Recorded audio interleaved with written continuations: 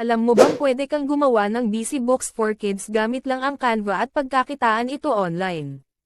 Sa video na ito, ituturo ko step by step kung paano gumawa ng sariling busy book kahit beginner ka pa lang. Tara, simulan na natin.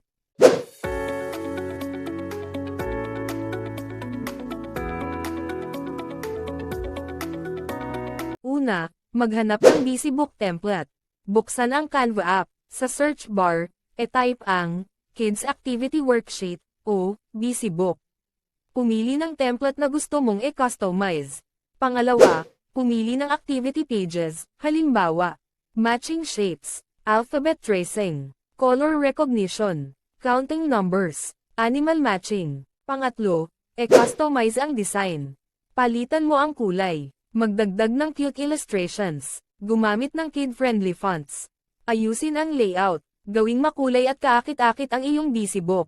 Pang-apat, magdagdag ng interactive activities para mas maging exciting ang busy book mo. Mga ideya: match the shadow, find the animal, count and circle, color the object, puzzle activities. Pang-lima, save bilang PDF. Click share, click download. Piliin ang PDF print.